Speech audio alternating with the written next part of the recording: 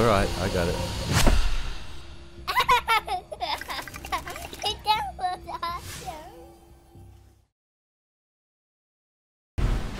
What's up, Guardians? Welcome to another Destiny gameplay video.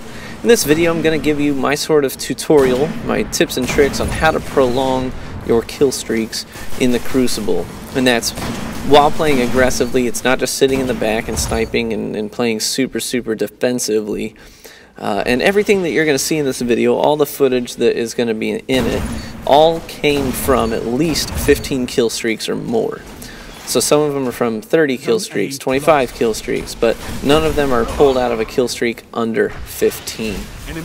So I figured that would be fitting for this video. So right here, the first thing I want to talk about in order to prolong your kill streaks is you need to have a really solid fight or flight instinct. So with that Blade Dancer, I didn't figure that with the amount of space between he and I didn't figure that I had enough time to drop him. So what I did is I didn't just backpedal and shoot. I actually just, you do a 180 and you sprint in the opposite direction. So when it comes to people, especially hunters, who you can see them activate their super and then you have time to react to it because it's not just an insta-pop super. What you need to do is evaluate whether or not your chances are pretty good at taking him down. If they're not, and you decide you need to limit the engagement and just bug out, then you just pull a 180 and run in the opposite direction. You don't backpedal and shoot. That's one of the things that gets people killed a lot in this game. And the same thing goes for Axion bolts. If they're chasing you, don't backpedal, just turn around and sprint. And so again here, what you see is at the time I was flashing red. I had red on my radar. I just didn't like my position, so I just up and sprinted out of there. I decided I'd rather pick where my next engagement is going to happen and get myself in a more strategic position. Ended up turning into, like you see there, a Reign of Terror. Whereas if I hadn't just turned around and run, who knows, I may not have survived that next engagement because it wasn't in a good spot. Next thing I want to talk about is you need to be able to learn how to start to think, plan, and attack in 3 dimensions. And a lot of people look at the maps sort of as just the space that you can walk on. They see them as very 2-dimensional kind of planes. And that's really not the case. Most of the map is the space above the area you can walk on.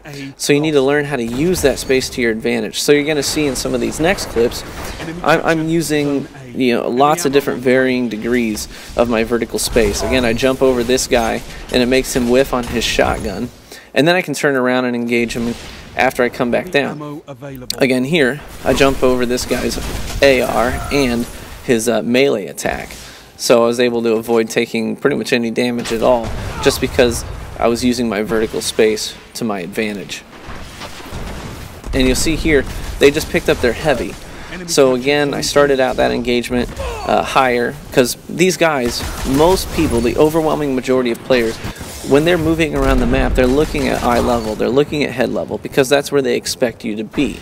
And if they're sighted in on their shotguns, waiting around a corner, again, they're looking at eye level, they're not looking up.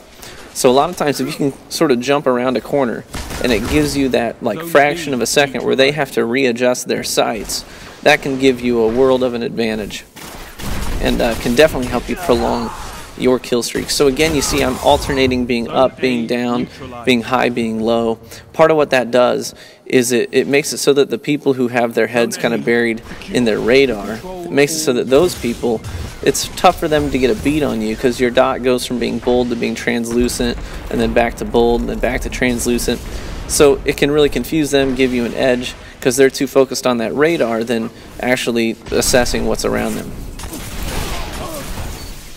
So you see, I always, when I sight in, if I don't see something immediately, I'll sight back out, and that gives me a better radar awareness, so I can just kind of keep an eye on that and know whether guys are on my same level or not.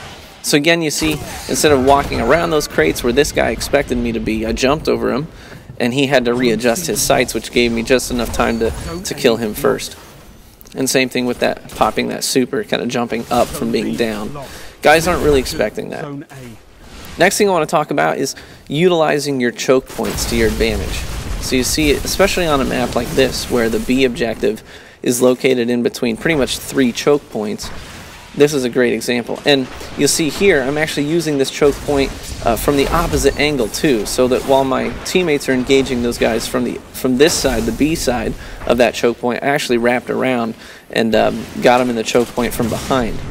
And so, yeah, there's going to be a lot of that's what she says on that one, isn't there? Anyways, sorry, that just kind of popped in my head. I'm really random like that. But anyways, and then here you see when they actually make it through those choke points and we're kind of pressed up against the walls here, I'm using my horizontal cover, kind of ducking in and out, making guys sort of reprioritize who they're going to shoot at. And again, when I jump up here, I super this guy's bubble to the left. And you never want to just walk into a bubble. Yeah, sometimes you'll get a kill out of it, and you'll feel pretty cool because you killed a guy inside his bubble. But unless you have a lot of teammates there, it's a high-risk, low-reward sort of a thing. I'd rather go on a 15 kill streak and be smart about when I engage guys. And again, you see here, using the choke point to my advantage. But I'd rather go on a long kill streak, being smart about it, than risk dumping a kill streak down the tube because I want to be cool shooting a guy in his bubble.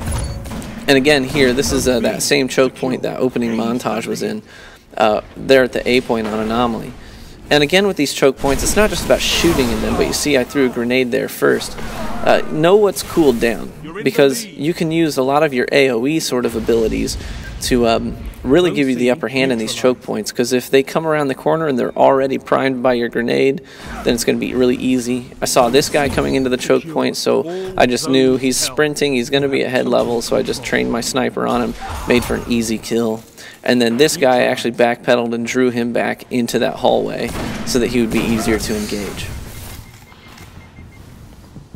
So on the other end of the choke points, you really want to weigh the risks and rewards before you go into a choke point like that. Sort of try and know what some of these player habits have been like in the game so far, so you know, well, so-and-so likes to snipe in this area, so I need to be mindful of that. So when you're going into a choke point, you certainly want to be mindful, is this going to be worth it? Should I think about just going around? Now, obviously, you can't just avoid all the choke points on the map. You got to go through some, and that's kind of a given. So choke points, when you're going into them, can also be a high-risk, high-reward sort of a scenario as well, because people like to look at choke points. So you can sort of weigh whether or not you think you can take out the competition on the other end of that choke point. So here, I know that objectives aren't necessarily choke points, like the C objective here, but they are places where people tend to congregate, so you can use them to your advantage as well. So that's how I was able to get that easy triple kill. Now this last match I want to show you some footage from. Admittedly, not so much with the other games, but with this game, you'll see there's, I think about 3 of these guys are pretty low level. And one of them sent me he sent me a lot of hate mail after this game. So this one was kind of, the competition wasn't that great. But at the same time, there are some things in this footage that are worth talking about because they're tactics that I use in my other games. Now, one of the things you want to be mindful of is the clock in the lower right-hand corner of your screen. And the reason for that is because you have to know that heavy spawns on the map usually around 6 and 9 minutes. And so you always want to be mindful of that. So the way that you're moving around the map, the way that you're saving your super, if you've got your super up and you're close to that 6 or 9 minute mark, you may just want to hang on to it. Now again, you're going to see me here using my vertical space to my advantage. Just jump right over this guy. He has no idea what's going on. And then rock the super here for the double kill and get the triple kill on top of it with the at any cost. But anyways, just try to be mindful of that clock and let that sort of dictate how you move around the map. And if you're close to the heavy and you're close to that 9 or 6 minute mark, you may just want to kind of hold your ground instead of giving up that position to the enemy. So if you do have your super up, another thing is a high risk, high reward sort of a thing that you can weigh is whether or not you just want to take your super and then go bull rush the other team's heavy where they're spawning, because you can get them bunched up on it and get lots of multi-kills if you time it right. But it is, again, it's a high risk, high reward, because if you mess it up, this guy's AFK by the way, if you mess it up, then they get heavy. Not only do you give them the heavy, but you also lose your super, and you yourself probably aren't going to get any heavy ammo because your team's probably already popped yours. So again, here I'm using this choke point and that's a bad doorway to stand in, but I decided I was going to look through it, and I weighed the risk and reward. These guys weren't that skilled, so I figured I could use that choke point to my advantage and still come out on top. So again, I find myself heavy ammo inbound, and here I am right by the heavy ammo.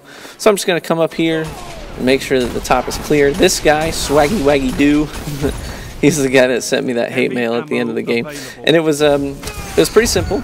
The message simply read, "You play like a female dog." And except obviously it didn't say female dog. Enemy captured. And again, you're going to see me here using this using the A point as a choke point. This guy's leaving the game, so that's why that snipe didn't count. I was kind of confused at first. But anyway, the guy didn't let it go after he sent that message. I had turned the console off and packed my son up and was taking him to daycare, and my phone is still vibrating on the PlayStation app because I'm still getting hate mail from this guy. So clearly got under his skin. But you guys are watching the footage. Maybe you can tell me if I'm playing like a female dog. By the way, I'm censoring that because I'm sensitive to the fact that some of the viewers are family men. You know, a lot of guys from DOD. So I try to be mindful of that in my vids. But anyways. So yeah. A couple of other things just before we wrap up here. I also want to I've said this in some of my other videos, but it's certainly worth saying again. Use your teammates. Like right here, I was pushed up against the ropes. I actually just ran around straight through my teammates so that hopefully that guy who was aggroed on me would just run at my teammates and they could just take him out pretty easily, which is exactly what happened. And that happens a lot. You don't have to get every kill. Maybe just draw these people to your teammates, and that'll save your life. Give them a kill. Everyone gets points. Everyone's happy, and you stay alive, and you can prolong your kill streak. So in the last kill of the game, of course, Swaggy Waggy Doo. So ultimately, after all the hate mail, I usually don't respond to hate mail, but I figured I would indulge him. I just simply said, "Thanks for helping me pad my stats," and that was it. Maybe that was a little too aggressive of me, and not so nice, but whatever. Sometimes I get in those moods. But I hope this video was helpful, guys. I hope you can take some of these tips and implement them